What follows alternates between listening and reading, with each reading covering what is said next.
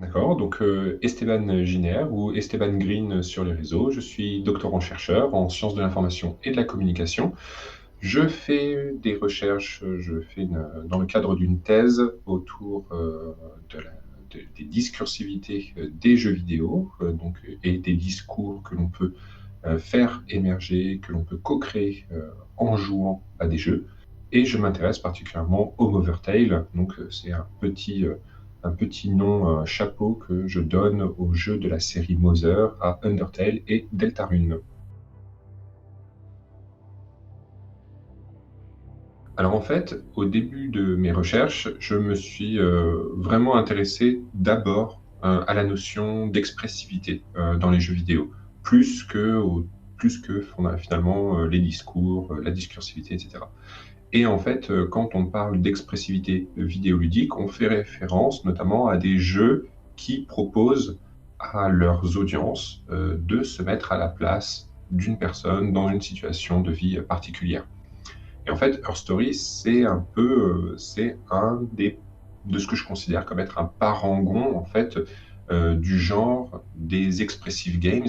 Donc, qui n'est pas un genre qui est hyper figé, hyper cloisonné, hyper structuré, mais c'est plutôt un terme qui a été proposé notamment par Sébastien Janveau pour faire référence à ces jeux-là qui vont proposer, alors Sébastien, lui, va utiliser les termes ils vont proposer des morales non moralisantes, mais plus généralement encore, on peut dire que ce sont vraiment des jeux qui proposent à leurs audiences de se mettre à la place, de faire l'expérience, euh, de faire une certaine expérience qui n'est pas la véritable expérience ou la vérité, la réalité, etc., mais de faire une expérience de ce que peut être euh, une situation de vie particulière qui peut être parfois douloureuse, parfois bien heureuse, etc. etc. Et donc, Her Story s'encadre parfaitement dans cette proposition, on va dire, vidéoludique, qui est en fait de faire vivre une expérience dans le but de faire comprendre, de faire ressentir de l'empathie pour les personnages, ou alors parfois aussi directement pour les créateurs et les créatrices du jeu, qui vont avoir besoin de créer quelque chose pour transmettre un sentiment, faire ressentir une expérience qu'ils ont pu vivre par leur vie, etc. etc.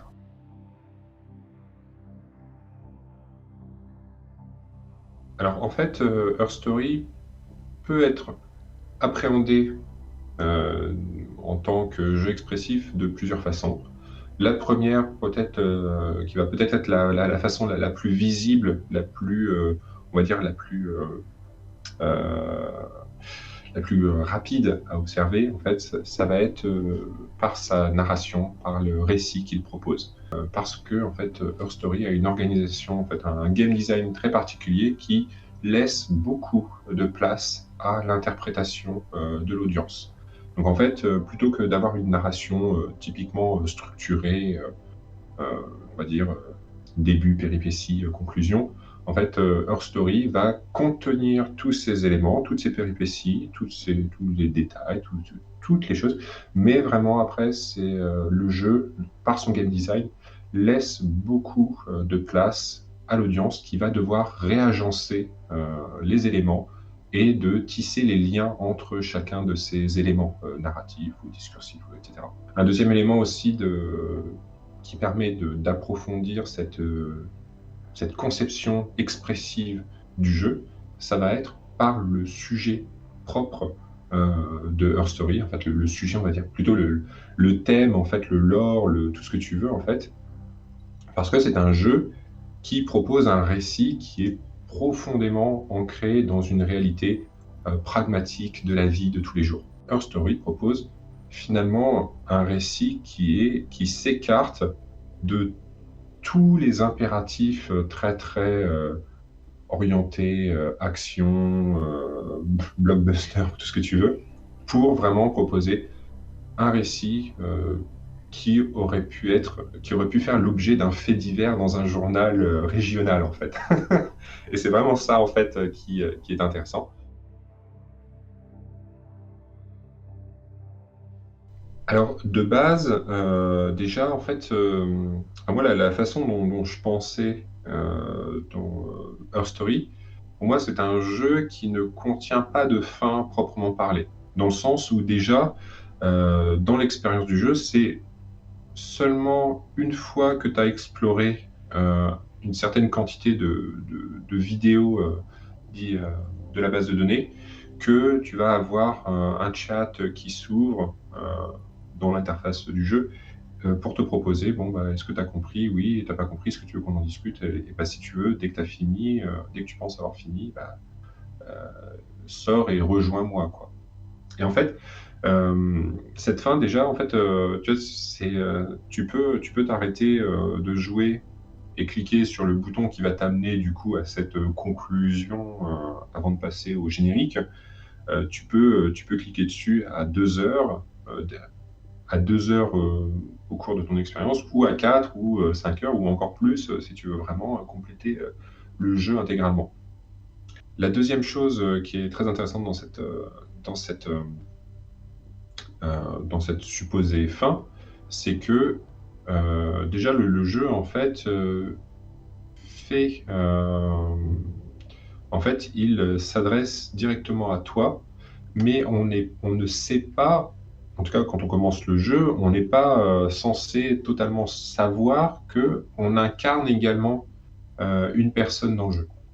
Et en fait, on incarne ce qu'on ne sait pas. Moi, ça a été mon cas durant ma première expérience de jeu, la première fois que j'ai fait le jeu. En fait, je ne savais pas que j'incarnais donc la fille d'Eve.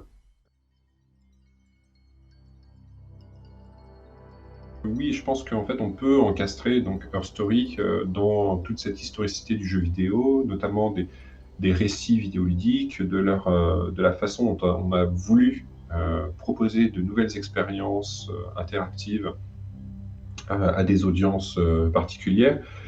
Je pense aussi que le fait que Her Story aille piocher dans les vieilles techs du FMV et notamment dans un jeu comme étant aussi également un jeu d'interface qui va venir aller s'inspirer très fortement des interfaces des années 90, etc. Je pense que Her Story, en fait, c'est une jonction entre on retourne chercher dans le passé des sentiers technologiques qui ont été abandonnés, le cas du FMV, on les remet à jour parce que aujourd'hui, au moment où sort le jeu, euh, on a plus d'outils, une meilleure compréhension de comment ces technologies peuvent servir à un discours, peuvent servir une nouvelle expérience, enfin une expérience vidéoludique d'une nouvelle forme, etc. Je pense après, il faut quand même nuancer un peu ce propos-là en disant que Her Story reste, malgré le succès d'estime et le succès commercial, ça reste un jeu qui ne s'inscrit pas du tout dans les productions mainstream et de type blockbuster vidéoludique qu'on peut avoir dans les AAA. Et donc du coup, euh, c'est vraiment un dialogue qui se fait en permanence entre est-ce que Her Story vient renégocier les frontières du récit vidéoludique, probablement, mais en fait, il le fait pas de manière, il le fait pas de manière à venir complètement remettre en perspective les choses pour les audiences, mais plutôt j'ai plus l'impression que c'est une expérience qui va aussi beaucoup servir à d'autres créateurs et créatrices, notamment aussi les créateurs et créatrices, que ce soit des indés ou des personnes qui travaillent dans des studios AAA, pour intégrer de nouvelles formes, de nouveaux petits récits, de nouvelles formes de péripéties, etc., etc. En tout cas, il y a une chose qui est intéressante dans ta question, c'est la question de la musique extra-diégétique. Parce que, en fait, on se retrouve finalement avec une expérience qui est très très sobre. On te met en face d'une interface des années 90, on te donne une base de données, et après on te dit, bah tiens, amuse-toi avec la base de données et essaie de reconstituer une histoire. C'est à peu près tout ce qu'on nous dit, mais par contre, ponctuellement, en fait, l'expérience va être rythmée euh, par des choses extra-diégétiques, notamment des musiques.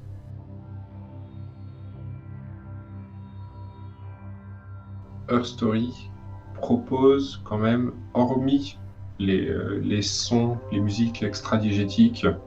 Et encore, c'est un élément de discussion. En tout cas, moi, c'est pas forcément quelque chose que je considère comme étant incohérent.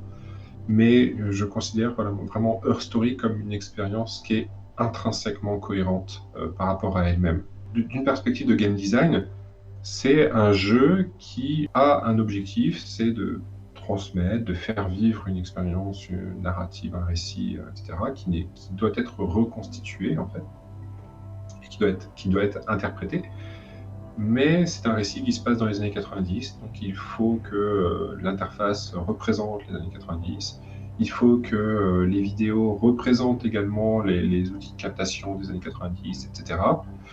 Il faut aussi que le récit, en fait, vraiment là intrinsèquement, parce que finalement, là, pendant tout cet entretien, on n'a jamais vraiment parlé du récit de Her Story, mais il faut que ce récit soit à cheval entre quelque chose qui est limite, qui pourrait totalement s'expliquer de manière complètement irrationnelle, presque à la limite du fantastique, et un récit.